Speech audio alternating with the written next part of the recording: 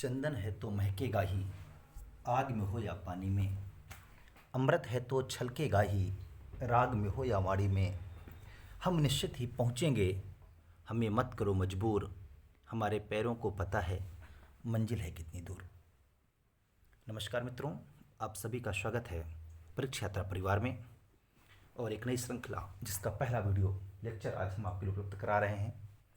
हमारा पूरा प्रयास है कि हम लोग फरवरी माह में संपूर्ण सिलेबस को एक बार कवर अप कर लें और इस बीच प्रत्येक सप्ताह में एक दिन हम लोग पेपर भी देंगे और प्रयास रहेगा कि हम लोग किसी भी तरीके से इतना विस्तृत तरीके से सिलेबस को पढ़ें कि कोई भी प्रश्न परीक्षा में बाहर से ना पूछा जा सके।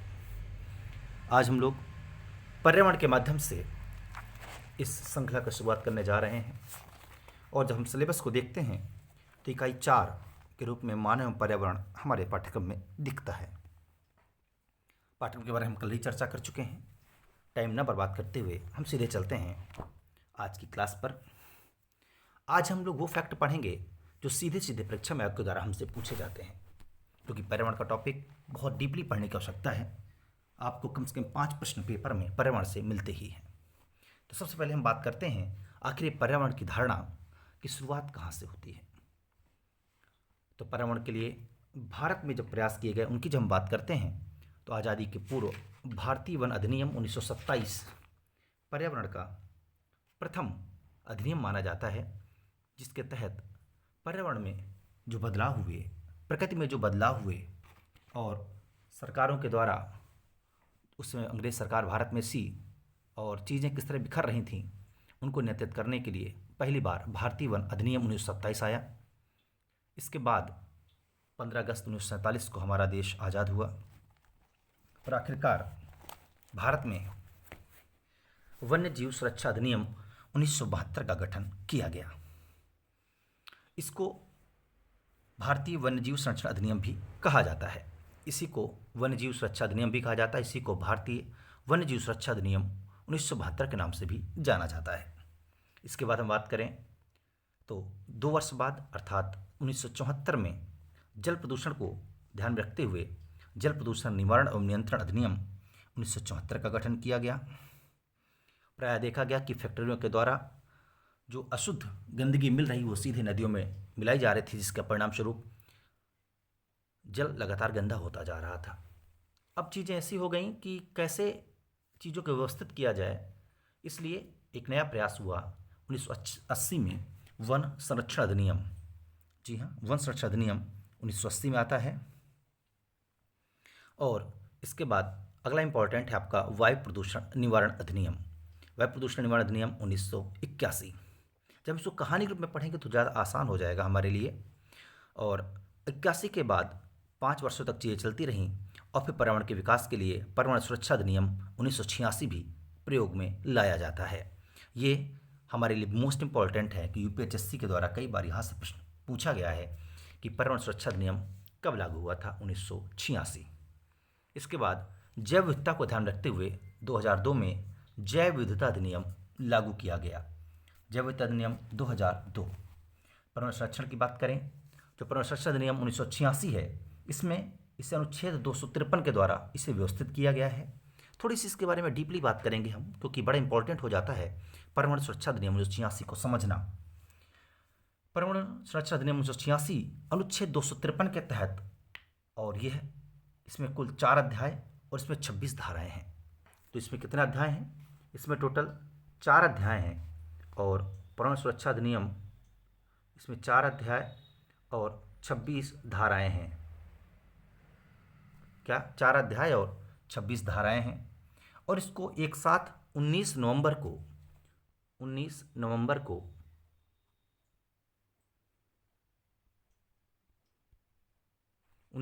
एक साथ इसे लागू किया गया और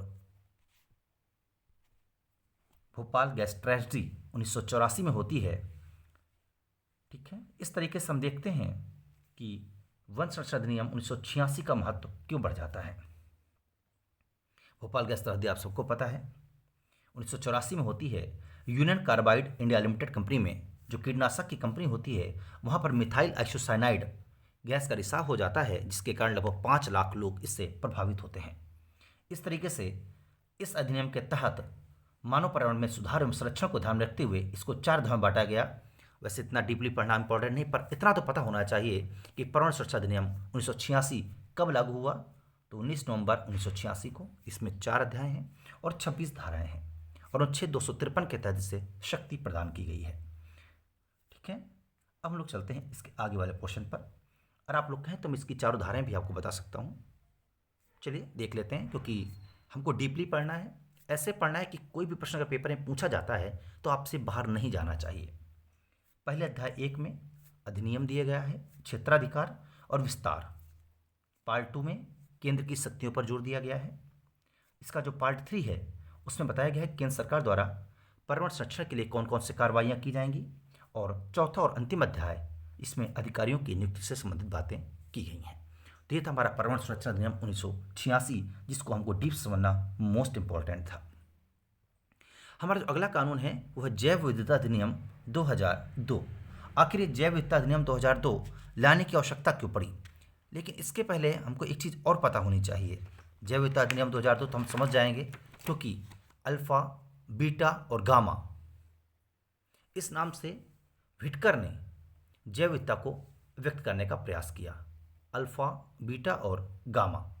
वास्तव में जैव विविधता है क्या, ये भी तुमको समझना पड़ेगा।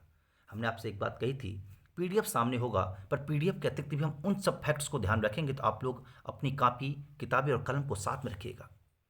लगातार हाथ आपको चलाना है, दिमाग भी चलाना है और चीज़ों को व्यवस्थित करते जाना है। आपको बहुत ज़्यादा पढ़ने की आवश्यकता नहीं, पर बहुत ध्यान से वीडियो को देखना है। एक वीडियो को अगर आप 3 बार सुन लेते हैं तो शायद ही विरला कोई प्रश्न आपसे बाहर जाएगा। चलिए फिर सुनिए, ध्यान से सुनिएगा। जैव विविधता क्या है? एक निर्धारित क्षेत्र के विभिन्न पादप एवं जंतु जिस उस दायरे में रह रहे होते हैं उसे हम बोलते हैं जैव विविधता। जैव विविधता इसलिए मोस्ट इंपॉर्टेंट हो जाता है। अब आगे चलते हैं कि भारत में पहला राष्ट्रीय जैव विविधता प्राधिकरण कहाँ पर स्थापित किया गया है? तो इसका सही जवाब है चेन्नई में। और अधिनियम कब लागू हुआ था? 2002 में। हम ऊपर ही पढ़ चुके हैं। जैव विविधता शब्द पर एक चीज और, कि जैव विविधता के लिए बायोडायवर्सिटी शब्द का प्रयोग सर्वप्रथम किसने किया था? रोसेन ने किया था। किसने किया था? रोसेन ने किया था। और 2011 से 2020 के दशक को संयुक्त राष्ट्र संघ ने जैव विविधता दशक कहकर पुकारा था। ये वो फैक्ट्स थे जो आपको इस डेटा के साथ पता होने चाहिए थे। तो जैव विविधता 2002 की हम पुनः बात करें तो विद इन 1 मिनट इसको देखें। तो जैव विविधता है क्या? एक निर्धारित क्षेत्र में विभिन्न प्रकार के जीव और पादप की जो एक साथ समृद्ध श्रृंखला है, इसको हम बोलते हैं जैव विविधता। जैव विविधता के लिए बायोडायवर्सिटी शब्द का प्रयोग पहली बार रोसेन ने किया। जैव विविधता के लिए भारत का राष्ट्रीय प्राधिकरण चेन्नई में स्थापित है और जैव विविधता अधिनियम 2002 में लागू किया गया। इसके साथ संयुक्त राष्ट्र द्वारा जैव विविधता के लिए 2011 से 2020 तक के दशक को जैव विविधता दशक के रूप में भी जाना जाता है। ये कुछ इंपॉर्टेंट फैक्ट्स है जो जैव विविधता से संबंधित है और ये आपको पता ही होने चाहिए। इसके अतिरिक्त हम जैव विविधता पर अन्य कोई बात करें तो जैव विविधता दिवस भी मनाया जाता है। आपका बताइए, किसी को पता हो जैव विविधता दिवस कब मनाया जाता है? आप लोग कमेंट करिएगा इसको। तो जैव विविधता दिवस मनाया जाता है आपका 22 मई को। संयुक्त राष्ट्र के द्वारा 22 मई को जैव विविधता दिवस मनाने का निर्णय लिया गया था। अब आप पूछ सकते हैं कि पहली बार जैव विविधता के लिए बायोडायवर्सिटी शब्द का प्रयोग रोसेन ने कब किया था? तो इसका सही जवाब है 1985। क्लियर?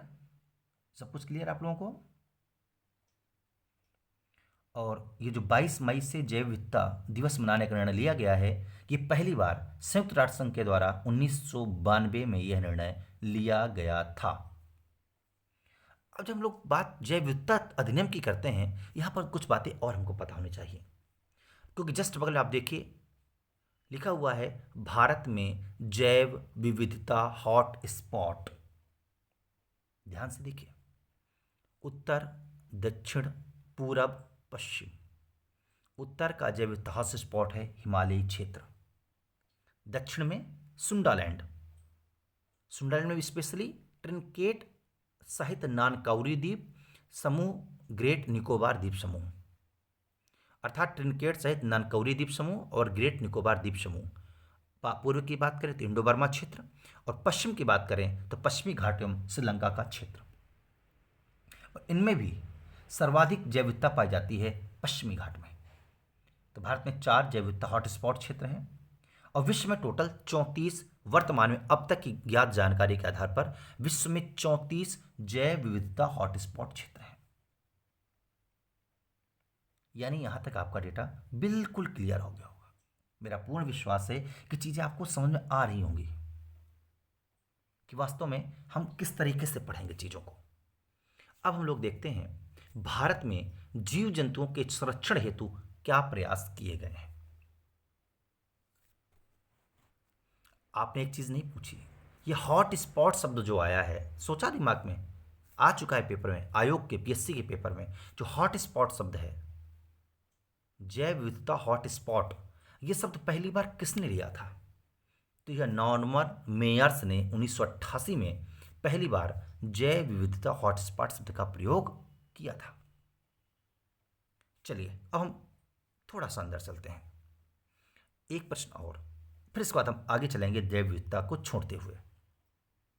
सर्वाधिक जैव विविधता कहाँ पाई जाती है और सबसे कम जैव विविधता कहाँ पाई जाती है, ये आपको पता होना चाहिए।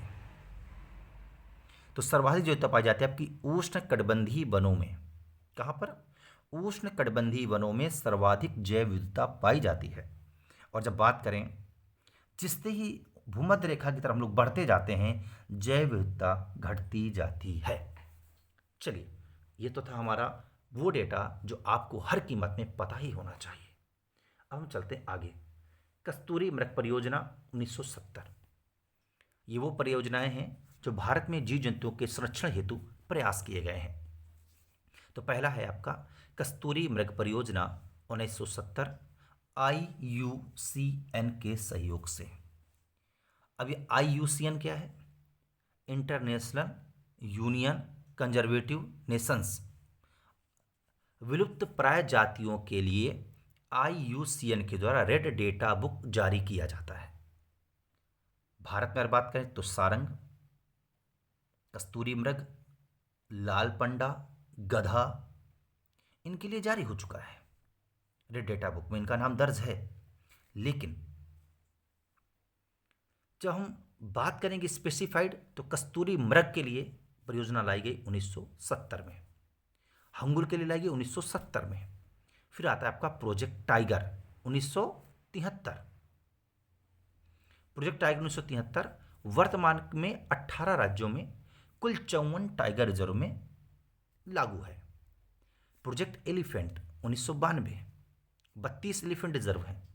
हाथी मेरे साथी अभियान 2011, शुभंकर है गजू। लाल पांडा परियोजना 1996 में वर्ल्ड वाइड वेब के सहयोग से, वर्ल्ड वाइड फंड के सहयोग से, हिम तेंदुआ परियोजना 2009, गिद्ध संरक्षण प्रोजेक्ट 2006, समुद्री कछुआ प्रोजेक्ट, यह 1999 में भारतीय वन्य जीव संस्थान देहरादून के द्वारा स्थापित किया गया। गंगा डॉल्फिन और मगरमच्छ संरक्षण प्रोजेक्ट 1974। ये थे हमारे कुछ अति महत्वपूर्ण प्रोजेक्ट जो आपको पता होने चाहिए। एक बार हम लोग क्विक रिवीजन की तरह देखते हैं। कस्तूरी मृग परियोजना 1970, हंगुल परियोजना 1970, प्रोजेक्ट टाइगर 1973, मगरमच्छ संरक्षण प्रोजेक्ट 1974। इसके बाद हम सीधे चलेंगे 1987 पर, आ जाएंगे हम लोग गैंडा परियोजना पर। प्रोजेक्ट एलिफेंट 1992, हाथी मेरे साथी 2011, लाल पांडा 1996, हिम तेंदुआ 2009, गिद्ध संरक्षण 2006 और समुद्री कछुआ प्रोजेक्ट 1999 वन्य जीव अभयारण्य संस्थान देहरादून से।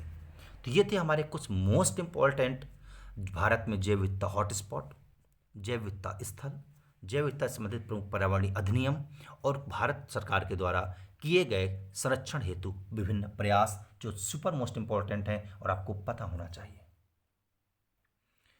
इनके अतिरिक्त यूनेस्को के द्वारा भारत और जैवमंडल कार्यक्रम को भारत में संचालित किया जा रहा है, जिसके तहत सिंह संरक्षण हम लोग पढ़ चुके, प्रोजेक्ट टाइगर 1972-73।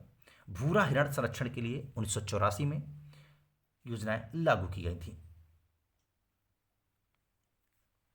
चलिए अब हम लोग चलते हैं भारत में पर्यावरण संरक्षण के लिए चलाए गए कुछ प्रमुख आंदोलनों की ओर, मोस्ट इंपॉर्टेंट है। अब यहां पर हम लोग शुरुआत करेंगे प्रारंभ से। सबसे पहले हम देखेंगे बिश्नोई आंदोलन। तो बिश्नोई आंदोलन 1731 में आयोजित हुआ, अमृता बिश्नोई के नेतृत्व में। तो बिश्नोई आंदोलन कब आयोजित हुआ? 1731 में अमृता बिश्नोई के नेतृत्व में। अगला आंदोलन है आपका बालियापाल आंदोलन। ये भी उड़ीसा में क्या हुआ कि सरकार के द्वारा या सरकारों के द्वारा या गवर्नमेंट्स के द्वारा मिसाइल टेस्टिंग के लिए गांव की भूमि का उपयोग किया गया, जिसका गांव वालों ने विरोध किया और उसके विरोध में एक आंदोलन चलाया गया, उसे कहते हैं लोग बालियापाल आंदोलन। अगला आंदोलन है आपका शांत घाटी आंदोलन। तो शांत घाटी आंदोलन, शांत घाटी सबको पता है, पेपर हायर में पूछा जा चुका है, केरला में स्थित है। 1973 में प्रोजेक्ट टाइगर भी आया था, 1973 में ही आपका शांत घाटी आंदोलन भी हुआ था और ये आंदोलन भी वहाँ की जैव विविधता को संरक्षित करने के लिए किया गया था। अगला है आपका चिपको आंदोलन। चिपको आंदोलन 1974 में उत्तराखंड के रैणी गांव में प्रारंभ किया गया था। कहाँ शुरू किया गया था? उत्तराखंड के रैणी गांव में, 3 लोगों के नेतृत्व में। तो पहला नाम है इसमें आपका सुंदरलाल बखुड़ा, गौरा देवी और चंडी प्रसाद भट्ट। इन तीनों के नेतृत्व में आपका शुरू हुआ था चिपको आंदोलन। इसके बाद अगला आंदोलन है आपका मैती आंदोलन। इसकी शुरुआत कल्याण सिंह रावत ने उत्तराखंड के चमोली से की थी और यह आंदोलन विश्व प्रसिद्ध आंदोलनों में से एक है आपका मैती आंदोलन, 1994 में कल्याण सिंह रावत के नेतृत्व में। अगला आंदोलन है जंगल बचाओ आंदोलन, जो बिहार में हुआ, 1980 के दशक में प्रारंभ हुआ और यह आंदोलन इसलिए हुआ था कि उस समय बिहार में तत्कालीन सरकार द्वारा पेड़ों की कटाई की जा रही थी, उसके विरोध में जनता रोडों पर उतर आई, तभी आंदोलन हुआ आपका जंगल बचाओ आंदोलन। तभी सब गौर करिएगा, इसमें किसी एक व्यक्ति का नाम नहीं लिया जाता है, बार बार यही कहा जाता है कि जनता का यह आंदोलन था, जनता के लिए आंदोलन था, जनता द्वारा इसको प्रोत्साहन दिया गया था। अब हम लोग बात करेंगे नवदान्य आंदोलन 1982 की। बहुत बहुत इंपॉर्टेंट आंदोलन है ये नवदान्य आंदोलन। वास्तव में नवदान्य आंदोलन 1900 कहीं कहीं 89 मिलता है, कहीं कहीं 87 भी मिलता है, याद रखिएगा। 82 मिलता है, कहीं कहीं 87 भी मिलता है। नवदान्य आंदोलन विशेष रूप से जैविक खेती पर आधारित है और इसमें कुछ 9 प्रकार की फसलों की बात की गई है। जैव विविधता को संरक्षण देना और जैविक खेती को आगे बढ़ाने के लिए नवदान्य आंदोलन शुरू किया गया था। नवदान्य आंदोलन के प्रणेता कौन है? अगर आप लोगों को पता है, आप लोग कमेंट बॉक्स में इसका जवाब जरूर दीजिएगा। अगर आप नहीं देंगे तो अगली क्लास में आपको इसका जवाब निश्चित तौर पर बताऊंगा। मैं इसका जवाब अभी भी दे सकता हूँ, लेकिन मैं चाहता हूँ कि आप लोग थोड़ी सी मेहनत करें ताकि चीज़ें आगे आएँ। नवदान्य आंदोलन। आगे हम लोग चलते हैं नर्मदा बचाओ आंदोलन 1989 में। बाबा आमटे, अरुंधति राय और मेधा पाटेकर, विशेषता मेधा पाटेकर के नेतृत्व में हुआ और सहयोगी के रूप में बाबा आमटे और अरुंधति राय का नाम लिया जाता है। नर्मदा नदी में जो पुल बना, नर्मदा नदी में जो भाखड़ा परियोजना वगैरह परियोजनाओं के लिए बांध बनाकर पानी रोका जा रहा था, उसके विरोध में आंदोलन शुरू हुआ था आपका नर्मदा बचाओ आंदोलन। अगले आंदोलन की बात करें तो जिस प्रकार वनों को बचाने के लिए उत्तराखंड में चिपको आंदोलन चला, ठीक उसी प्रकार कर्नाटका में वनों की रक्षा के लिए अपिको आंदोलन चला पांडुरंग हेगड़े के नेतृत्व में 1983 में। हाल ही में एलटी ग्रेड एग्जामिनेशन में इस प्रश्न को पूछा गया है। तो ये था हमारे कुछ ऐसे आंदोलन जो आपको पता होने चाहिए थे और बार बार आयोग इन्हीं आंदोलनों पर झुकता है और इन्हीं पर बार आपसे प्रश्न आयोग पूछता है और आपकी तैयारी होनी चाहिए इस लेवल की कि आप इससे संबंधित कोई भी प्रश्न जब भी पूछा जाए आपको उसके बारे में पूरी जानकारी हो। यहाँ पर एक फैक्ट जो बड़ा इंपॉर्टेंट है कि कृषि के लिए सामाजिक वानिकी शब्द का प्रयोग पहली बार कब किया गया था, तो इसका सही जवाब है 1976 में। वन निवासियों को वन में रहने का अधिकार, वन निवासियों को वन में रहने का अधिकार पहली बार कब दिया गया था, उसका सही जवाब है 2006 में। डीप इकोलॉजी एक शब्द है, इस शब्द का प्रयोग पहली बार किसने किया था? अर्नीज नेस ने। जिस प्रकार उत्तर भारत का पर्वत संरक्षण आंदोलन कहलाता है चिपको, उसी प्रकार दक्षिण भारत का कहलाता है अपिको आंदोलन। इसे हमने अभी इसलिए आपको बहुत अच्छे से बताया है। चलिए हम लोग आगे बढ़ते हैं, प्रमुख वन्यजीव संस्थान की तरफ चलते हैं। ये वो संस्थान हैं जो आपके लिए मोस्ट इंपॉर्टेंट हैं, जिनके बारे में आपको पता ही होना चाहिए। इंडियन फॉरेस्ट कॉलेज कहाँ पर है? देहरादून में। केंद्रीय पक्षी शोध संस्थान इज्जत नगर बरेली उत्तर प्रदेश। भारतीय वन सर्वेक्षण केंद्र देहरादून। और देहरादून में क्या है? भारतीय वन्य जीव अनुसंधान संस्थान, और भारतीय वन्य जीव संस्थान भी देहरादून में ही है। भारतीय वन प्रबंधन संस्थान भोपाल में है। भारतीय प्राणी विज्ञान संस्थान, भारतीय प्राणी विज्ञान सर्वेक्षण केंद्र और भारतीय वनस्पति उद्यान, ये तीनों संस्थान आपके कलकत्ता में हैं। सलीम अली पक्षी विज्ञान तथा प्राकृतिक इतिहास केंद्र कोयम्बटूर में है। नीरी, यह आयोग के द्वारा पूछा गया प्रश्न है, यूपीएचएससी में पूछा जा चुका है। राष्ट्रीय पर्यावरण अभियांत्रिकी अनुसंधान संस्थान नीरी। इसके बाद राष्ट्रीय पर्यावरण शोध संस्थान नागपुर। पारिस्थितिकी विज्ञान केंद्र बेंगलुरु और भारतीय प्राणी विज्ञान सर्वेक्षण केंद्र कोलकाता। इस पीडीएफ को याद कर लीजिएगा, शब्दशः रट लीजिएगा, समझते जाइए, रटते जाइए, और जब हम लोग टेस्ट सीरीज कराएंगे तो आपको पेपर में उसको अटेम्प्ट भी करना है। जब इसको आप 3 से 5 बार, 7 बार, 10 बार करेंगे तो निश्चित तौर पर जब प्रश्न आपके सामने से गुजरेंगे तो आपको याद आएगा कि हमने कहीं इसको पढ़ा था। अगले टॉपिक पर चलते हैं। ये वो टॉपिक है, शायद इसका आपका कंटेंट बहुत पहली बार देख रहे होंगे बहुत से लोग, ये आपको मिला ही नहीं होगा। पर्यावरण पुरस्कारों की सूची। पर्यावरण के लिए कौन कौन से पुरस्कार दिए जाते हैं? टाइलर पुरस्कार पहला पुरस्कार है पर्यावरण के क्षेत्र में दिया जाने वाला, और कैलिफोर्निया विश्वविद्यालय के द्वारा 1973 में इसको दिया जा रहा है। इसमें इंपॉर्टेंट स्थापना वर्ष नहीं है, इंपॉर्टेंट है कौन कौन सा पुरस्कार पर्यावरण की श्रेणी में दिया जाता है, और इंपॉर्टेंट है भारत सरकार कौन कौन से पुरस्कार देती है। गोल्डमैन पुरस्कार भी पर्यावरण संबंधित है। ग्लोबल 500 पुरस्कार भी यूएनईपी के द्वारा दिया जाता है। गोल्डन पांडा पुरस्कार भी WWF के द्वारा दिया जाता है। सासाकावा पुरस्कार यूएनईपी के द्वारा दिया जाता है 1986 से। विटली पुरस्कार WFN vitally fund for nature संस्था के द्वारा दिया जा रहा है। और भारत सरकार के द्वारा पहला पुरस्कार इंदिरा गांधी पर्यावरण पुरस्कार 1987, इंदिरा प्रियदर्शनी पुरस्कार 1986 पर्यावरण और वन मंत्रालय भारत सरकार के द्वारा दिया जा रहा है। राजीव गांधी राष्ट्रीय वन्य जीव संरक्षण पुरस्कार 1998 पर्यावरण वन मंत्रालय भारत सरकार के द्वारा दिया जा रहा है। आप कितने भी नोट्स पढ़ लीजिए, आप कितने भी कंटेंट ढूंढ लीजिए, आप किसी भी कोचिंग को ज्वाइन कर लीजिए, लेकिन ये फैक्ट्स आपको एक साथ व्यवस्थित तरीके से नहीं मिलेंगे। बस आपका काम क्या है, इन फैक्ट्स को बार बार पढ़ते रहना, सिर्फ रिवीजन करते रहना। पर्यावरण की केवल 5 क्लासेस होंगी। 5 क्लासेस में पर्यावरण का एक भी प्रश्न आपका बाहर से नहीं होगा। केवल 5 घंटे की टोटल क्लासेस होंगी।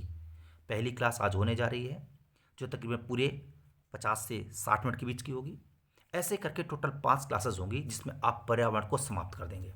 इसके बाद सिर्फ आपको प्रश्नोत्तरी लगानी है और आपका यूनिट 4 समाप्त हो जाएगा। चाहे जितना कठिन से कठिन प्रश्न आ जाए, केवल आपको इतना ही पढ़ना है, बाकी किसी संस्थान में नहीं जाना, कोई किताब नहीं खरीदनी। और आपका मन गया अपने हिसाब से पढ़ते, लेकिन कम से कम इतना आपको याद ही करना है। चलिए आगे चलते हैं हम लोग। हमने पुरस्कार देख लिए, एक बार क्विक रिवीजन कर लेते हैं। पहला पुरस्कार टाइलर कौन देता है? कैलिफोर्निया विश्वविद्यालय देता है। गोल्डमैन ग्लोबल 500, गोल्डन पांडा सासाकावा कौन देता है? यूएनईपी। और विटलरी WFN अर्थात वाइटली फंड फॉर नेचर। और भारत सरकार द्वारा दिया जाता है पहला पुरस्कार इंदिरा गांधी पर्यावरण पुरस्कार 1987, जो विशुद्ध रूप से भारत सरकार देती है। और भारत सरकार का पर्यावरण और वन मंत्रालय द्वारा पुरस्कार दिया जाता है इंदिरा प्रियदर्शनी पुरस्कार 1986 और राजीव गांधी राष्ट्रीय वन्यजीव संरक्षण पुरस्कार 1998। चलिए हम लोग चलते हैं अगले फैक्ट पर। परीक्षा का अति महत्वपूर्ण फैक्ट, परीक्षा का मोस्ट इंपॉर्टेंट फैक्ट, हरित ग्रह प्रभाव, ग्रीन हाउस इफेक्ट। इससे प्रश्न बनता है ग्रीन हाउस इफेक्ट पहले है क्या? वास्तव में बहुत ध्यान से सुनिएगा, बहुत आराम से इसको पढ़िएगा, ये बहुत इंपॉर्टेंट है। वास्तव में हरित ग्रह प्रभाव है क्या? यह एक प्राकृतिक प्रक्रिया है जिसके द्वारा हमारे वातावरण का तापमान लगातार बढ़ रहा है। ग्रीन हाउस गैस की संकल्पना पहली बार जोसेफ फूरियर ने 1824 में की थी। ग्रीन हाउस गैसों की हम बात करें तो परसेंटेज में हो सकता है आपको विवाद लगे, मात्रा कम ज़्यादा हो सकती है, डेटा बदल सकता है, लेकिन सर्वाधिक जलवाष्प, फिर carbon dioxide, methane, ozone, nitrous oxide और क्लोरोफ्लोरोकार्बन, ये वो गैसें हैं जो ग्रीन हाउस गैस के लिए जिम्मेदार हैं। और इसके बाद हम अब चलेंगे ग्रीन हाउस गैसेस को पढ़ने के बाद वास्तव में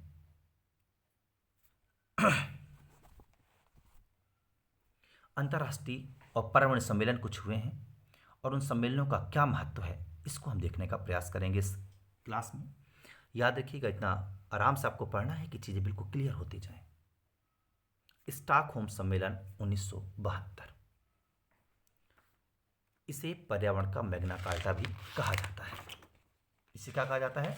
इसे पर्यावरण का मैग्ना कार्टा भी कहा जाता है। और संयुक्त राष्ट्र के द्वारा 5 जून 1972 को स्टॉकहोम में, जो स्वीडन की राजधानी है, प्रथम मानव पर्यावरण सम्मेलन का आयोजन किया गया था। इस सम्मेलन में 119 देशों ने प्रतिभाग किया और यहीं पर तय हुआ कि 5 जून से प्रतिवर्ष पर्यावरण दिवस मनाया जाएगा। इसी सम्मेलन में संयुक्त राष्ट्र पर्यावरण कार्यक्रम UNEP का भी जन्म हुआ और जिसके परिणाम स्वरूप भारत सरकार का भी ध्यान पर्यावरण संरक्षण की ओर आकर्षित हुआ।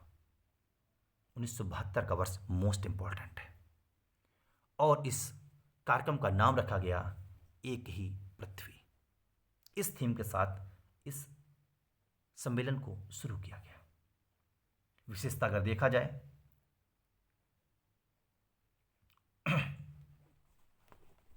इसी को ध्यान रख के भारत सरकार ने 1976 में, याद करिए 1976 क्यों इंपॉर्टेंट है, सामाजिक वानिकी का दर्जा दिया था पर्यावरण को। अनुच्छेद 48 के 1 में पर्यावरण की सुरक्षा और सुधार को सुनिश्चित करने के लिए और वनों की सुरक्षा, वन्यजीवों की सुरक्षा को सुनिश्चित करने के लिए भारत सरकार ने संविधान संशोधन के तहत अनुच्छेद 48 के ए में इसको व्यवस्थित किया। और अनुच्छेद 51 का जी, जो कहता है कि नागरिकों की जिम्मेदारी है कि वो प्राकृतिक पर्यावरण की रक्षा करें और उस पर पलने वाले जीवों का संवर्धन भी करें।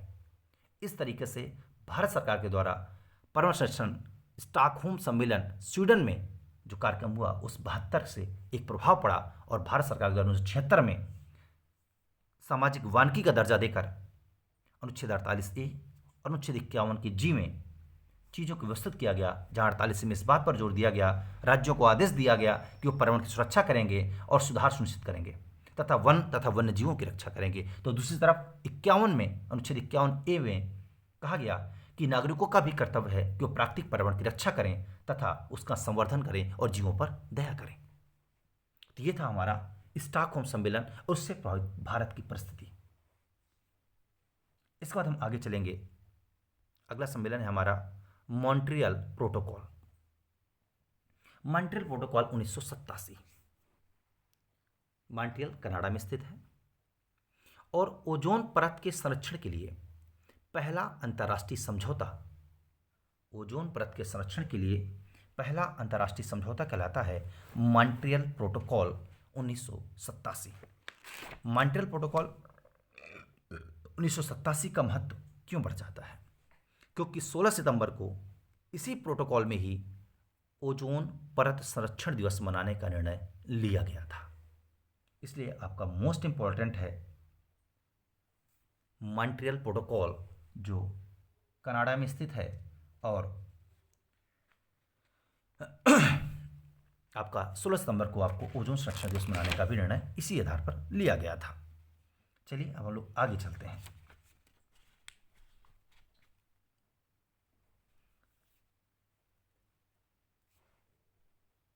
रियो सम्मेलन 1992। रियो सम्मेलन 1992 को पृथ्वी सम्मेलन के नाम से भी जाना जाता है। अब आपके दिमाग में कोई चीज़ टच की होगी, टच हुई या नहीं हुई? आपको लिवा चलता हूँ फिर से विज्ञापन संख्या 50 की तरफ। विज्ञापन संख्या 50 में ये प्रश्न आया था। पृथ्वी प्लस 5 सम्मेलन याद करिए, और आयोग ने इसका जवाब क्योटो प्रोटोकॉल नहीं माना था। शायद आप लोगों को जिसने भी परीक्षा दी होगी याद होगा। रियो सम्मेलन ब्राजील 1992, इसे प्रथम पृथ्वी सम्मेलन भी कहा जाता है। इसमें सतत विकास को ध्यान में रखते हुए एजेंडा 21 को स्थापित किया गया। अब एजेंडा 21 क्या है? अर्थात इन देशों ने मिलकर 21 लक्ष्य फिक्स किए कि हम इनको ध्यान में रखते हुए ही अपनी योजनाओं को आगे बढ़ाएंगे। जलवायु परिवर्तन पर संयुक्त राष्ट्र फ्रेमवर्क कन्वर्सेशन UNFCCC की स्थापना भी रियो सम्मेलन 1992 के तहत ही की गई थी। अगर प्रश्न आता है UNFCCC की स्थापना कब हुई थी, तो 1992 पृथ्वी सम्मेलन में की गई थी। इस वक्त अगला सम्मेलन है क्योटो प्रोटोकॉल। वास्तव में इसे पृथ्वी प्लस 5 सम्मेलन भी कहा जाता है, क्योंकि 5 साल बाद हुआ था। इसमें जिम्मेदारियां, जवाबदेहियां बदली। अब ग्रीन हाउस गैसों के उत्सर्जन में कटौती करके भूमंडलीय तापन को कम करने पर जोर दिया गया। 1990 के स्तर में 5.2% की कटौती करने का निर्णय लिया गया। इसके बाद हमारा अगला है जोहान्सबर्ग सम्मेलन। इसे हम कहते हैं रियो 10 या पृथ्वी प्लस 10 सम्मेलन भी, क्योंकि 10 साल बाद हुआ 2002 में। इसे ही द्वितीय पृथ्वी सम्मेलन भी कहते हैं। अब यहां पर आपको एक प्रश्न का जवाब आपने मिल गया होगा। पेपर में जो ऑप्शंस आए थे, याद करिएगा पेपर को। चलिए, प्रॉब्लम नहीं घुसते, अंदर बाहर ही रहते हैं। तो द्वितीय पृथ्वी सम्मेलन में गरीबी उन्मूलन हेतु विश्व एकजुटता कोष की स्थापना पर सहमति बनी, और सतत विकास का जो एजेंडा रखा गया था, उस एजेंडा पर भी आगे बढ़ने का प्रयास लगातार जारी रहा। इसके बाद हमारा अगला है कारकुन सम्मेलन 2010। तो कानकुन मेक्सिको में है। इसमें हरित जलवायु कोष, जो $100 अरब ग्रीन क्लाइमेट फंड स्थापित करने का निर्णय लिया गया। ये एक बहुत महत्वपूर्ण पहल थी कानकुन सम्मेलन की। फिर आता है आपका रियो प्लस 20 सम्मेलन या पृथ्वी प्लस 20 सम्मेलन, जो 1992 के 20 साल बाद 2012 में हुआ। इसका मसौदा मोस्ट इंपॉर्टेंट है परीक्षा के दृष्टिकोण से, और पूर्ण विश्वास से शायद इस बार आयोग इस पर बात करे। द फ्यूचर वी वांट का मसौदा इसी में प्रस्तुत किया गया। जीरो हंगर चैलेंज, सभी व्यक्तियों को प्रतिवर्ष आवश्यक खाद्य सुरक्षा उपलब्ध हो, कोई भूख से ना मरे। ये प्लान किसका था? 2012 में आयोजित रियो प्लस 20 सम्मेलन का।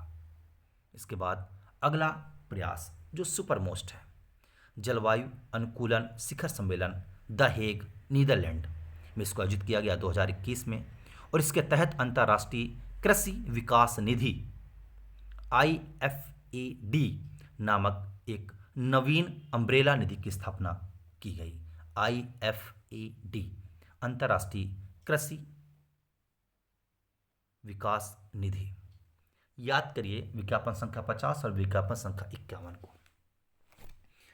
विज्ञापन संख्या 47, विज्ञापन संख्या 46। 4 बार पेपर अब तक आयोग के द्वारा आयोजित किया गया है UPSC के लिए, और हर बार जब भी दिवस पूछा गया है आयोग के द्वारा, तो हर बार पर्यावरण का कोई ना कोई दिवस ही पूछा गया है। चलिए हम लोग उन दिवसों को एक बार देख लेते हैं स्पीड में। PDF सामने नहीं होगा, पर मैं आपको याद करा रहा हूँ, 2 मिनट हम लोग रिवीजन कर लेते हैं। विश्व वानिकी दिवस 21 मार्च, विश्व जल दिवस 22 मार्च, जल संसाधन दिवस 10 अप्रैल, अंतर्राष्ट्रीय पृथ्वी दिवस 22 अप्रैल, विश्व जैव विविधता दिवस 22 मई UPSC फेवरेट, विश्व पर्यावरण दिवस 5 जून फेवरेट, विश्व भूगर्भ जल दिवस 10 जून, अंतर्राष्ट्रीय ओजोन परत संरक्षण दिवस 16 सितंबर, विश्व वन्य जीव दिवस 3 मार्च, विश्व आपदा नियंत्रण दिवस 13 अक्टूबर, राष्ट्रीय पक्षी दिवस सलीम अली की याद में 12 नवंबर, the book of Indian birds, Salim Ali की प्रसिद्ध किताब है the book of Indian birds, विश्व पर्यावरण संरक्षण दिवस 26 नवंबर, अंतर्राष्ट्रीय पर्वत दिवस 11 दिसंबर, और विश्व महासागर दिवस 8 जून। कोई दिवस जो छूट रहा है और आयोग ने परीक्षा में पूछा था, बताइए अगर आपको याद हो। क्या 7 अप्रैल का कोई महत्व है? 7 अप्रैल को कौन सा दिवस मनाया जाता है? याद करिए आप लोग। और ये दिवस आयोग के द्वारा विज्ञापन संख्या 50 में पूछा जा चुका है। चलिए बताइएगा, अब पर मैं इसको छोड़ देता हूँ। हम लोग चलते हैं भारत के रामसर स्थल्स की ओर। अब ये रामसर स्थल्स क्या है? ये वेटलैंड्स हैं। भारत में कई ऐसी जगह हैं जहाँ पर आज भी आर्द्र भूमियाँ हैं, जहाँ खेती संभव नहीं है। अब ये रामसर नाम क्यों पड़ा? क्योंकि रामसर एक जगह है जो ईरान में पड़ती है और ये टोटल आपका आर्द्र भूमि है, इसीलिए इसके नाम पर पड़ा रामसर सम्मेलन। रामसर सम्मेलन की बात करें तो विश्व आर्द्रभूमि दिवस 2 फरवरी को मनाया जाता है और विश्व रामसर कन्वोकेशन का जो मुख्यालय है वो आपका ग्लैंड स्विट्जरलैंड में है और 2 फरवरी 1971 को एक हस्ताक्षर के तहत इसकी स्थापना ग्लैंड स्विट्जरलैंड में की गई थी और इसका उद्देश्य है आर्द्र भूमियों का संरक्षण करना। भारत में वर्तमान में इसमें तो 75 दिया है, पर लगभग 82 आर्द्र भूमियाँ हम लोग खोज चुके हैं और ये संख्या धीरे धीरे 100 को भी पार कर जाएगी। चलिए हम लोग आज 75 आर्द्र भूमियों को देखेंगे। याद रखिएगा पुरानी आर्द्र भूमियाँ हैं, लेकिन इनमें से कोई भी पूछी जा सकती है। हमारा उद्देश्य ये रहेगा जो नवीनतम आर्द्र भूमियाँ होती हैं उनको जरूर याद रखें, क्योंकि आयोग पुराने आर्द्र भूमियों से बेहतर होता है पुराने रामसर साइट्स की तुलना में। जो नवीन रामसर साइट्स बनती हैं या पिछले 2 या 3 वर्षों में बनी होती हैं, उन्हीं पर ही आयोग प्रश्न पूछकर आगे बढ़ जाता है और इसका उदाहरण आपको मिलेगा विज्ञापन संख्या 51 में जो री एग्जाम होने जा रहा है। इसका जो पूर्व एग्जाम था आप गौर से देखिएगा। याद रखिएगा हमारे लिए आधार वही पुराने 8 प्रश्न पत्र हैं। 2025 में 4 प्रश्न पत्र, विज्ञापन संख्या 51, विज्ञापन संख्या 50 के 4 प्रश्न पत्र, विज्ञापन संख्या 47 के 4 प्रश्न पत्र और विज्ञापन 46 के 4, टोटल 16 से लेकर 18 प्रश्न पत्र हमारे पास हैं। हम उन्हीं 16 से 18 प्रश्न पत्रों को ही आधार बनाकर अपनी तैयारी को आगे बढ़ाएंगे। हमारी कोशिश ये रहेगी कि चीज़ें एक्स्ट्रा बहुत ज़्यादा ना हो, लेकिन कोई भी इंपॉर्टेंट चीज़ छूटने ना पाए। हम कंजूसी नहीं करेंगे, हमारे पास पर्याप्त समय है 2 घंटे प्रतिदिन और आप 25 के पार ही जाएंगे, इसके पहले रुकेंगे नहीं। आप 25 प्लस ही करेंगे, बस आपको सिर्फ 2 घंटे देना है। याद रखिएगा, विश्वास कीजिएगा, पछताएंगे नहीं। फिर से चलते हैं क्लास की ओर। कोलेरू झील आंध्र प्रदेश में है। दीपोर बील असम, काबरताल बिहार, नंदा झील गोवा, गुजरात में 2 हैं, खिजड़िया और नल सरोवर। खिजड़िया जहाँ वन्यजीव अभयारण्य है, तो नल सरोवर आपका पक्षी अभयारण्य है। और याद रखिए नल सरोवर पेपर में आया था विज्ञापन संख्या 51 में ही। थोल झील और बाधवाना तो गुजरात में 4 हैं, खिजड़िया और थोल ये वन्यजीव अभयारण्य है, नल सरोवर पक्षी अभयारण्य है और बाधवाना आपका आर्द्र भूमि है केवल। हम लोग चलेंगे हरियाणा की तरफ। हरियाणा में 2, भिंडावास और सुल्तानपुर। सुल्तानपुर राष्ट्रीय उद्यान है और भिंडावास आपका वन्यजीव अभयारण्य है। याद करिए सुल्तानपुर राष्ट्रीय उद्यान के बारे में, याद आया? विज्ञापन 50। चंद्रताल, याद करिए विज्ञापन 50। चंद्रताल आर्द्रभूमि और पोंग बांध, रेणुका, तीनों मोस्ट इंपॉर्टेंट। रेणुका के बारे में आप क्या जानते हैं? याद करिए, कुछ याद आएगा क्या? रेणुका सबसे छोटी आर्द्रभूमि है क्या? याद करिएगा। चंद्रताल, पोंगबांध और रेणुका ये तीनों आपकी हिमाचल प्रदेश की आर्द्रभूमियां हैं। अब चलते हैं हम लोग जम्मू कश्मीर की तरफ। वूलर झील, होकेरा और सुनसर मानसर, हाइगम, सालबाग, ये 5। वूलर झील, होकेरा, सुरिनसर मानसर, हाइगम और सालबाग ये आपकी जम्मू कश्मीर की आर्द्रभूमियां हैं। कर्नाटक में एक रंगनाथिट्टू पक्षी अभयारण्य मोस्ट इंपॉर्टेंट है परीक्षा के दृष्टिकोण से। अष्टमुड़ी आर्द्रभूमि, सस्तम कोट्टा और वेम्बनाड। वेम्बनाड याद करिए विज्ञापन 50, ढूंढ लीजिएगा। वेम्बनाड विज्ञापन 50 केरला, वेम्बनाड, सस्तम कोट्टा और अष्टमुखी। लद्दाख की बात करें तो तोत्सो मोरिरी झील और त्योसो कार वेटलैंड कॉम्प्लेक्स।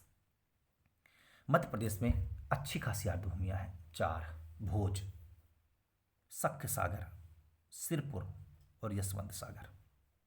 सिरपुर को अगर आप याद करेंगे तो आप पहुंच जाएंगे बिहार की तरफ, और आपने ध्यान से याद नहीं किया, इसलिए याद रखिएगा सख्य सागर या साख्य सागर, सिरपुर, भोज और यशवंत सागर आपके मध्य प्रदेश में है।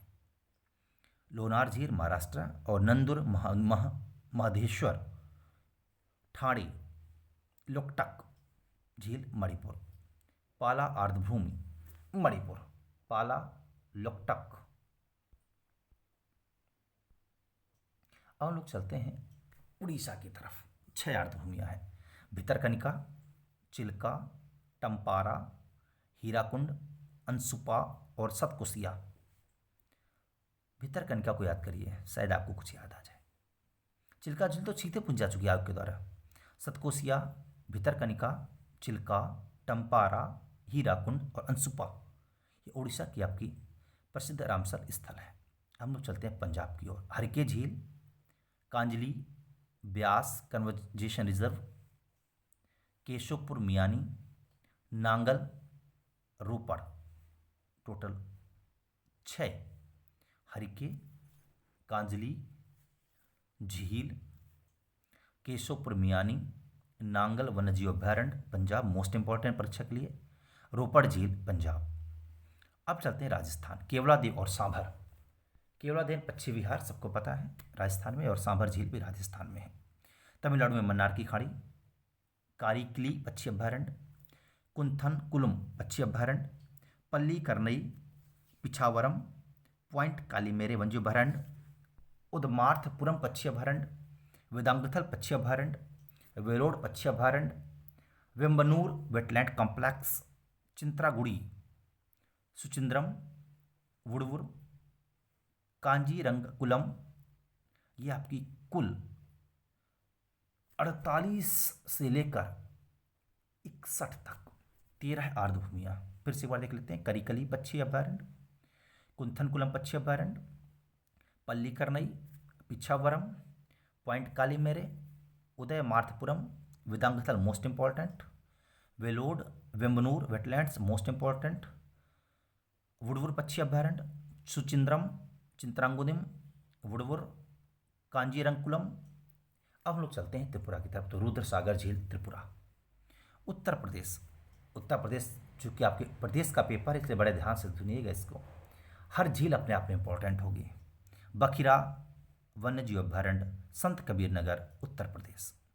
हैदरपुर बिजनौर और मुजफ्फरपुर में फैली हुई है। नवाबगंज पक्षी विहार उन्नाव, पार्वती अर्गा गोंडा, समन पक्षी अभयारण्य मैनपुरी, समसपुर रायबरेली, सांडी, कल का यूपी ट्रिपल का पेपर देखिए समसपुर आया हुआ है, सांडी हरदोई, सरसाई नावर इटावा, सुर सरोवर आगरा। पिछली बार यूपीएससी विज्ञापन संख्या 51 चेक कर लीजिए, सुर सरोवर आया था। उत्तर प्रदेश का आगरा, ऊपरी गंगा, बुलंदशहर, आसन, उत्तराखंड, पूर्वी कोलकाता सबको पता होगा, पश्चिम, और सुंदरबन भारत की सबसे बड़ी आर्द्रभूमि पश्चिम बंगाल। तो ये कुल 75 आर्द्रभूमियाँ हैं, कुछ नवीन बन रही हैं, उनको भी आपको याद करते जाना है और चीज़ों को लगातार बढ़ाते जाना है और अपने स्तर को भी लगातार विकसित करते जाना है। अब हम लोग बात करेंगे भारत के टाइगर रिजर्व की। टाइगर रिजर्व के नाम को आपको याद होने चाहिए, कुछ तो आप याद ही होंगे, मैं कुछ आपको बता दूँगा, लोग टिक कर लीजिएगा, या जो मोस्ट इंपॉर्टेंट है वो तो आपको पक्का याद होना। जैसे नागार्जुन सागर आंध्र प्रदेश में 3 हैं या 4 हैं आपके, नामदफा, कमलांग, पक्के और नागार्जुन सागर में नामदफा और नागार्जुन सागर मोस्ट इंपॉर्टेंट है। असम में मानस, नामेरी, ओरंग, काजीरंगा, मानस, नामेरी, ओरंग। बिहार में वाल्मीकि, छत्तीसगढ़ में उदंती, अचानकमार और इंद्रावती, झारखंड में पलामू, कर्नाटका में बांदीपुर, भद्रा, दांदेली अंसी, नागरहोल और बिल्लिंगिरी। तो इनमें से नागरहोल और बांदीपुर सुपर मोस्ट इंपॉर्टेंट है आपके। पेरियार केरल का मोस्ट इंपॉर्टेंट है। परम्बकुलम, कान्हा मध्य प्रदेश का मोस्ट इंपॉर्टेंट है। पेंच मोस्ट इंपॉर्टेंट है। बांधवगढ़ बेस्ट मोस्ट इंपॉर्टेंट है। संजय डुबरी, पन्ना, सतपुड़ा, वीरांगना दुर्गावती। तो इनमें कान्हा और पेंच आपको याद होना चाहिए, और बांधवगढ़। मेलघाट, तड़ोबा, पेंच। अब देखिए पेंच एक मध्य प्रदेश में, एक पेंच आपके महाराष्ट्र में भी है। ध्यान से देखिए, आप लोग सामने देख लीजिए। तड़ोबा महाराष्ट्र, पेंच महाराष्ट्र, सह्याद्री महाराष्ट्र, नवेगांव बोर। तो इनमें आपका सह्याद्री और पेंच, तड़ोबा भी इंपॉर्टेंट हो सकता है। मिजोरम की बात करें तो डंपा, सिमलीपाल उड़ीसा मोस्ट इंपॉर्टेंट है, सतकुसिया उड़ीसा, रामगढ़ विषधारी राजस्थान, रणथंभौर राजस्थान, सरिस्का राजस्थान, मुकुंदरा हिल्स राजस्थान। चारों इंपॉर्टेंट है, रामगढ़ विषधारी, रणथंभौर, सरिस्का और मुकुंदरा हिल्स। कड़ाकल, मुथड़ाई, अनामलाई, मुदमुलाई, सत्यमंगलम, श्रीवत्तपुरम मंगलाई का, ये आपके हैं, इनमें कोई खास इंपॉर्टेंट नहीं है। कांवल तेलंगाना और अमराबाद तेलंगाना। उत्तर प्रदेश में दुधवा, पीलीभीत, रानीपुर। उत्तराखंड का कार्बेट या अमनगढ़ के नाम से भी जाना जाता है, तो राजा जी उत्तराखंड में ही है। सुंदरबन पश्चिम बंगाल में और बुक्सा पश्चिम बंगाल में। तो ये भारत के प्रसिद्ध टाइगर रिजर्व हैं। जो 54 है, अभी आप पहले पढ़ चुके हैं हम लोग कि वर्तमान में 54 टाइगर रिजर्व हैं भारत में, ये हम लोगों ने पूरे पढ़ लिए। इनमें कोई खास इंपॉर्टेंट नहीं है। एक बार एक बहुत क्विक रिवीजन हम लोग देख लेते हैं जो सुपर मोस्ट है। तो नागार्जुन सागर और नामदफा अरुणाचल प्रदेश में, मानस नामेरी ओरंग काजीरंगा असम, वाल्मीकि बिहार, अचानकमार छत्तीसगढ़, पलामू झारखंड, बांदीपुर नागरहोल आपकी कर्नाटका से, पेरियार केरला से, कान्हा मध्य प्रदेश से, पेंच मध्य प्रदेश, बांधवगढ़ मध्य प्रदेश और संजय डुबरी मध्य प्रदेश, तड़ोबा, पेंच और सह्याद्री महाराष्ट्र से, सिमलीपाल उड़ीसा, सतकुसिया उड़ीसा, रामगढ़ विषधारी राजस्थान, रणथंभौर राजस्थान, सरिस्का राजस्थान, मुकुंदरा हिल्स राजस्थान, अनामलाई मुदमलाई इनमें कोई इंपॉर्टेंट नहीं है। इसमें आप सीधे आ जाएंगे दुधवा उत्तर प्रदेश से, पीलीभीत उत्तर प्रदेश में ही है, सबको पता है, रानीपुर उत्तर प्रदेश, कार्बेट उत्तराखंड, राजाजी उत्तराखंड, सुंदरबन पश्चिम बंगाल। और हम लोग चलते हैं राष्ट्रीय उद्यान की ओर।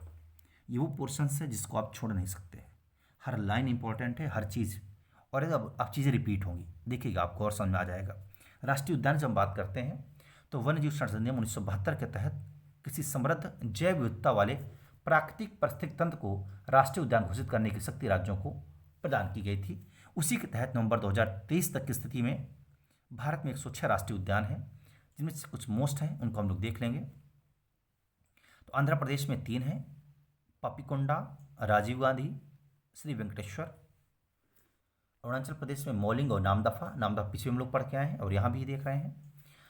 असम में डिब्रू सखोवा, काजीरंगा, मानस नामेरी, राजीव गांधी, देहिंग पटकाई, रायमोना। इनमें से काजीरंगा, मानस और नामेरी हम पीछे ही पढ़ के आ रहे हैं। वाल्मीकि हम लोग पीछे पढ़ के आ रहे हैं बिहार से। छत्तीसगढ़ में आपका गुरु घासीदास, इंद्रावती, कांगेर घाटी, तो इनमें कांगेर घाटी नया है, बाकी इंद्रावती और घासीदास पीछे पढ़ के आ रहे हैं। मोलेम गोवा।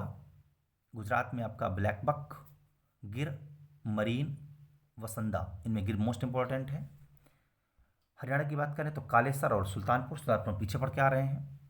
हिमाचल प्रदेश की बात करें तो Great Himalayan, Inder Killa, Kheerganga, Pin valley, Pin valley most important Himachal Pradesh का, और कर्नल, शेरगंज, शेरजंग, सिंबल, बारा। और आगे हम बात करें तो बेतला झारखंड। कर्नाटका में अगर हम देखें तो अंसी, बांदीपुर, बनेरघट्टा, कुद्रेमुख, नागरहोल। तो इनमें आपका कुद्रेमुख, बनेरघट्टा, बांदीपुर और नागरहोल सुपर मोस्ट है। नागरहोल को राजीव गांधी के नाम से भी जाना जाता है। केरला की बात करें तो पेरियार भर मोस्ट इंपॉर्टेंट है और साइलेंट वैली। बाकी आपका पादमदम 16, मथिकेट्टन, एराविलकम, अनामुड़ी। बात करें मध्य प्रदेश की तो बांधवगढ़ और डायनासोर जीवाश्म पार्क सुपर मोस्ट है आपका। डायनासोर जीवाश्म पार्क मध्य प्रदेश में, और जीवाश्म भारत का सबसे छोटा राष्ट्रीय पार्क है मध्य प्रदेश का। पेंच, कान्हा, कूनो, कूनो सुपर मोस्ट है क्योंकि अभी एक घटना हुई थी इसलिए। माधव बहुत इंपॉर्टेंट है। संजय, सतपुड़ा वन विहार। हम लोग चलते हैं वन विहार के नाम से मध्य प्रदेश में है। महाराष्ट्र की तरफ चलते हैं तो गुगामल, नवेगांव, पेंच को जवाहरलाल नेहरू के नाम से भी जाना जाता है। संजय गांधी को बोरीवली के नाम से, तड़ोबा।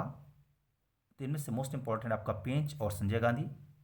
बात करें मणिपुर की तो मणिपुर में केबुल लामुजाओ और सिरोई, जिनमें केबुल लामुजाओ सुपर मोस्ट इंपॉर्टेंट है, आयोग का फेवरेट क्वेश्चन है केबुल लामुजाओ।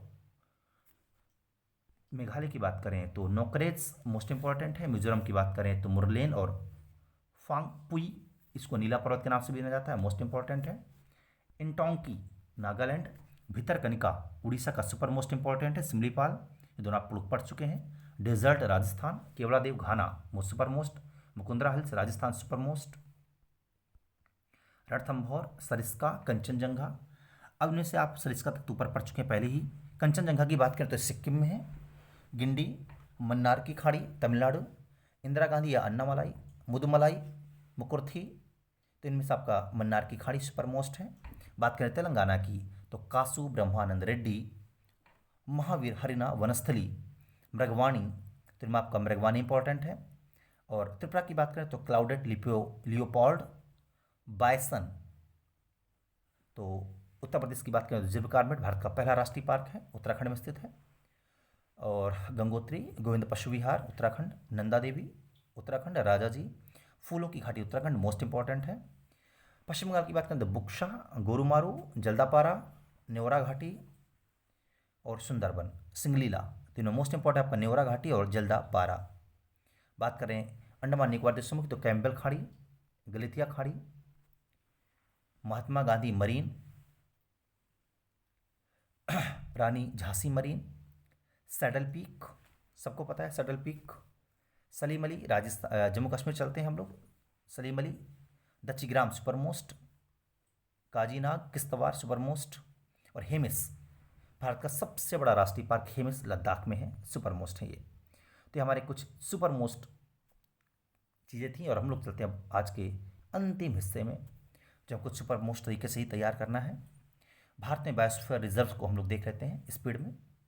भारत में जैव विविधता में बढ़ते ह्रास दर को देखते हुए जीवन के सभी रूपों के संरक्षण को अत्यधिक प्रभावशाली बनाने हेतु वर्ष 1986 में राष्ट्रीय जैवमंडल कार्यक्रम की शुरुआत की गई थी और भारत में कुल 18 जैवमंडल आगार हैं।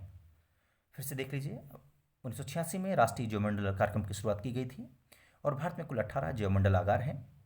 अब हम लोग रिजर्व्स को देख लेते हैं। तो नीलगिरी जो तमिलनाडु, केरल और कर्नाटका में है। नंदा देवी हम पढ़ के आ रहे हैं, उत्तराखंड में है। नोकरेक मेघालय में है। ग्रेट निकोबार अंडमान और निकोबार द्वीप समूह में है। मन्नार की खाड़ी तमिलनाडु में है। मानस असम में है। सुंदरबन पश्चिम बंगाल में है। सिमलीपाल उड़ीसा में है। डिब्रू सैखोवा भारत का सबसे छोटा बायोस्फीयर रिजर्व असम में है। दिहांग दिबांग अरुणाचल प्रदेश में सुपर मोस्ट है। पंचमढ़ी मध्य प्रदेश में इंपॉर्टेंट है। कंचनजंगा सिक्किम में इंपॉर्टेंट है। अगस्ता मलाई केरला, अचानकमार मध्य प्रदेश और छत्तीसगढ़ में। और कच्छ भारत का सबसे बड़ा बायोस्फीयर रिजर्व है जो गुजरात में है। शीत मरुस्थल हिमाचल प्रदेश में सुपर मोस्ट है। शेषाचलम और पन्ना मध्य प्रदेश। तो टोटल 18 हम लोग अभी पढ़े थे ऊपर। तो कितने आपके जौनडार आरक्षित क्षेत्र हैं? तो भारत में बायोस्फीयर रिजर्व की संख्या 18 है। 1986 में राष्ट्रीय जैवमंडल कार्यक्रम की शुरुआत की गई थी और उनमें से ज़्यादातर वही है जो रिपीटेड है, हम लोग पढ़ के आ रहे हैं। नोकरेक मेघालय, नंदा देवी उत्तराखंड, नीलगिरी तमिलनाडु, केरल और कर्नाटका मिलके है। ग्रेट निकोबार अंडमान निकोबार द्वीप समूह में है। मन्नार की खाड़ी तमिलनाडु में है। मानस असम में है। सुंदरबन पश्चिम बंगाल में है। सिमलीपाल उड़ीसा में है। और डिब्रू सैखोवा जो भारत का सबसे छोटा बायोस्फीयर रिजर्व है वो आपका असम में है। दिहांग दिबांग अरुणाचल प्रदेश में है। पंचमढ़ी मध्य प्रदेश में है। कंचनजंगा की बात करें तो सिक्किम में है। अगस्ता मलाई केरला में है। अचानकमार अमरकंटक आपका मध्य प्रदेश एवं छत्तीसगढ़ में स्थित है। कच्छ भारत का सबसे बड़ा बायोस्फीयर रिजर्व है जो गुजरात में स्थित है। शीत मरुस्थल हिमाचल प्रदेश में है। शेषाचलम की बात करें तो आंध्र प्रदेश में है और पन्ना मध्य प्रदेश में। इन 18 में से 12 ऐसे भी हैं जिनको यूनेस्को ने अपने MAB अर्थात मैन एंड बायोस्फीयर रिजर्व की लिस्ट में शामिल किया है। चलिए देखते हैं नीलगिरी। नीलगिरी कहाँ कहाँ था बताइए एक बार आप लोग, सब लोग बताइए नीलगिरी कहाँ कहाँ था, रिवीजन हो जाएगा। बताइए बताइए बताइए जल्दी से। नहीं पता? मन्नार की खाड़ी कहाँ है? हेलो पढ़ के आ रहे हैं ना, बताइए मन्नार की खाड़ी कहाँ है? तमिलनाडु में है। और सुंदरबन पश्चिम बंगाल में है। नंदा देवी कहाँ पर है?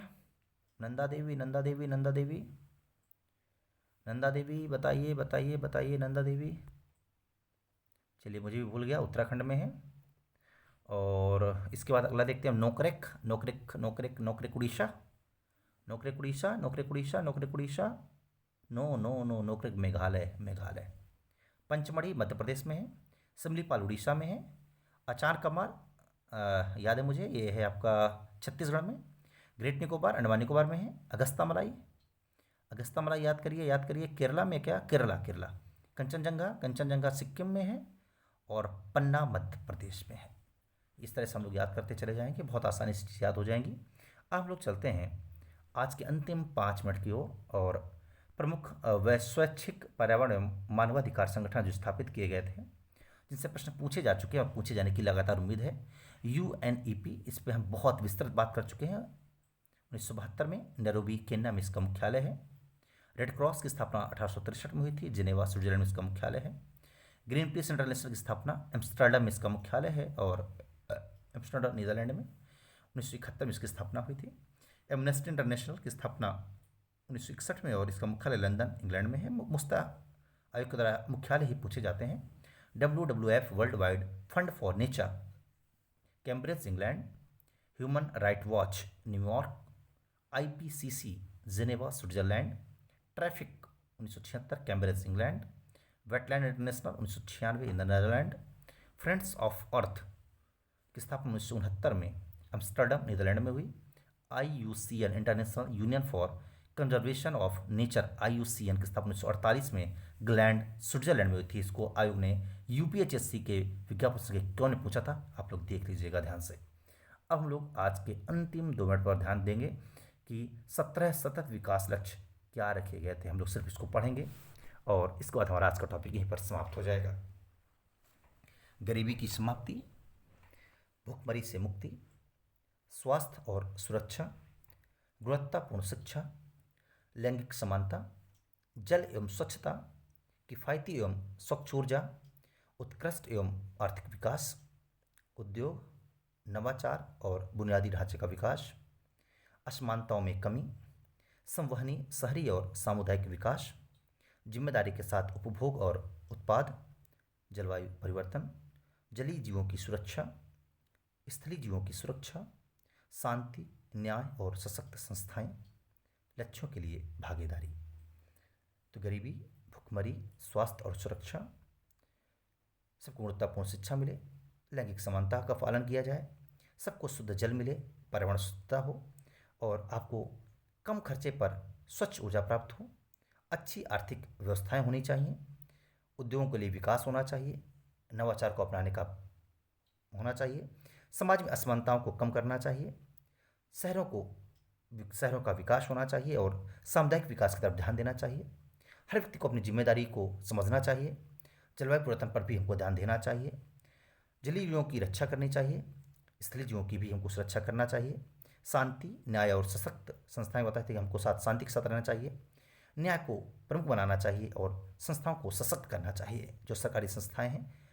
इसके अलावा हमारे जो देश के लिए लक्ष्य रखे गए हैं, जिम्मेदारी दी गई, जवाबदेही तय की गई है, इन सबको हमको ध्यान रखते हुए चीज़ों को आगे बढ़ाना चाहिए। तो इन 17 लक्ष्यों को ही हमने सतत विकास लक्ष्य SDG 17 के नाम से जाने हैं। तो इस तरीके से हमने आज के लेक्चर को पढ़ा। आप लोगों को आज का हमारा पहला लेक्चर कैसा लगा?